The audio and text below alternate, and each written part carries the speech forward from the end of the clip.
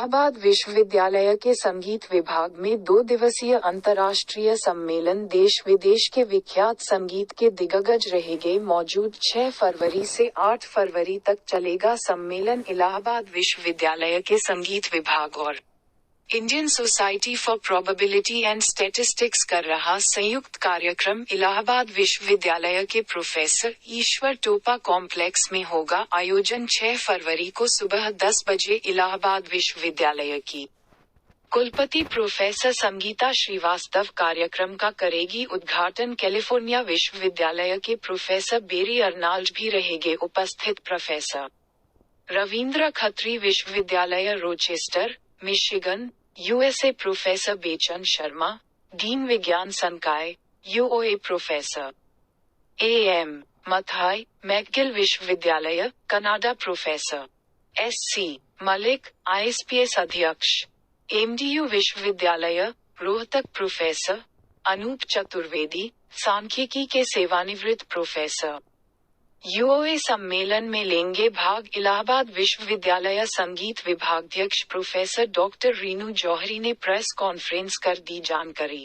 आयोजन हो रहा है संगीत विभाग के द्वारा, क्या इसका मकसद है और इसमें कौन कौन लोग प्रतिभाग करेंगे? जी, ये मेरा एक बहुत ज़्यादा इस पे बल रहा कि एक अंतर्राष्ट्रीय सेमिनार तो हम लोगों के यहाँ ये 1 साल से ये चौथा अंतर्राष्ट्रीय सेमिनार है, लेकिन सिर्फ कागजी ना हम लोग कोई सेमिनार करें, उसका कुछ उद्देश्य होना चाहिए, उसके पीछे कोई थॉट होना चाहिए। तो हमेशा मेरे सेमिनार करने के पीछे यही रहा है कि जो जीवंत ज्वलंत मुद्दे हैं उनको उठाया जाए और उनमें सारे विद्यार्थी शोधार्थी एक्सपर्ट्स को जोड़कर हम लोग किसी नतीजे पे पहुँचे, ना कि बस 2 दिन कुछ बोला कुछ पढ़ा और कुछ प्रकाशित हो गया और सेमिनार हो गया। तो ये टॉपिक मेरा बहुत ही रेलेवेंट है कि संगीत एवं अन्य विधाओं में नवाचार, और नवाचार आज प्रकृति की अपील है कि कुछ नया होना चाहिए और परिवर्तन जो है वो प्रकृति का नियम है।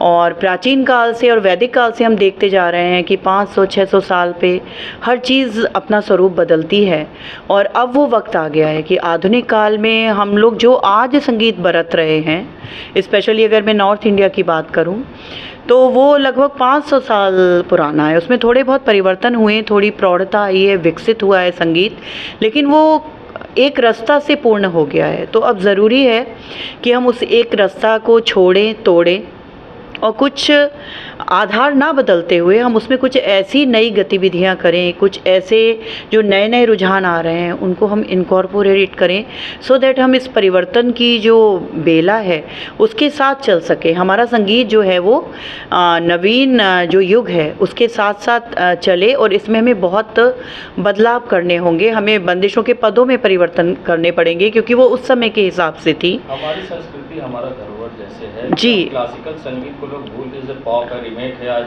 उसके लिए ये एनकरेज किया जाएगा कि अब जब ग्लोबलाइजेशन का ज़माना है तो हम इस चीज़ से बच नहीं सकते कि हम अपने आप को सबसे अलग संरक्षित करके रखे हैं और हमारा पॉप से कोई मतलब नहीं। अब वो लोग हमारा हिंदुस्तानी संगीत खूब जो है रुचि के साथ सीख रहे हैं, उसको बरत रहे हैं, बल्कि हम लोग से ज़्यादा श्रद्धावान वो लोग हमारे गुरुओं के प्रति हैं।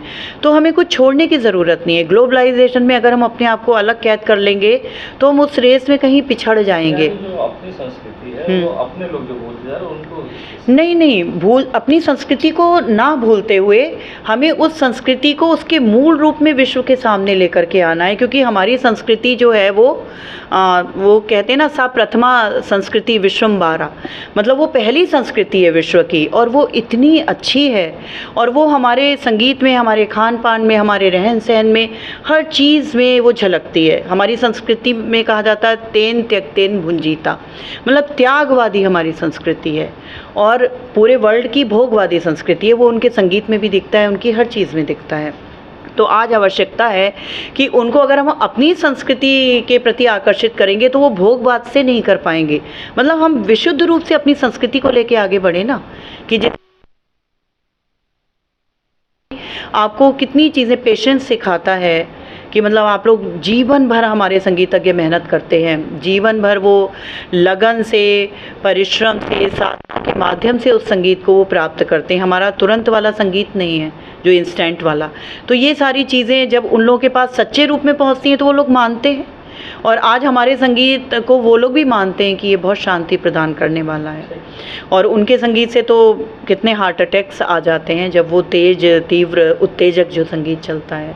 तो हमें अपने संगीत को, अपनी संस्कृति को उसके विशुद्ध रूप में प्रस्तुत करना होगा, ना कि हम मॉडर्न होने का अमली जामा पहन के और फिर हम अपनी संस्कृति का प्रचार करेंगे तो उसका प्रभाव नहीं पड़ेगा।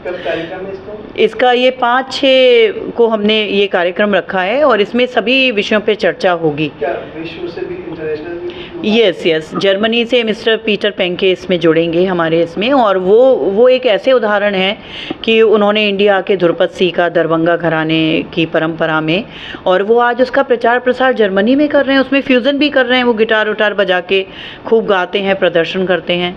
तो वो आ रहे हैं, और हमारे पद्मश्री गुंदेचा ब्रदर्स आ रहे हैं, और उन्होंने ध्रुपद जो हमारी एक रेयर एक वो है विधा है गायन की, तो उसको वो संजो के रख रहे हैं। इसके साथ ही हमारे जो एक तबला विश्व का जो सर्वाधिक वैज्ञानिक वाद्य है और सर्वोन्नत अवनद्य वाद्य है, तो उसमें अजराड़ा घराने के उस्ताद अकरम खान जी आ रहे हैं।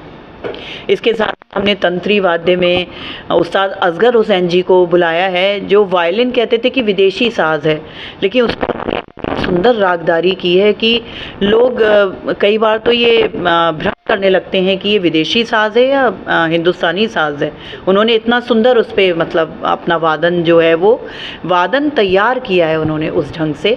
और इसके अतिरिक्त हमारे एकेडमिशियंस भी आ रहे हैं, लाइक राजा मान सिंह तोमर यूनिवर्सिटी के कुलपति प्रोफेसर पंडित साहित्य कुमार नारहर जी, और इसी विश्वविद्यालय की पूर्व कुलपति प्रोफेसर स्वतंत्र शर्मा जी, और हमारे मथुरा से आ रहे हैं जो हमारी ओल्डेस्ट संगीत की जो मैगज़ीन है उसके संपादक डॉक्टर राजेंद्र कृष्ण अग्रवाल जी आ रहे हैं। इसके अतिरिक्त डिफरेंट यूनिवर्सिटीज़ जो हैं देश की, तो वहाँ के सारे जो डीन हैं, एचओडीज़ हैं और प्रोफेसर्स हैं, एसोसिएट प्रोफेसर्स हैं, वो सब इसमें 2 दिन में अपने प्रपत्रों का वाचन करेंगे।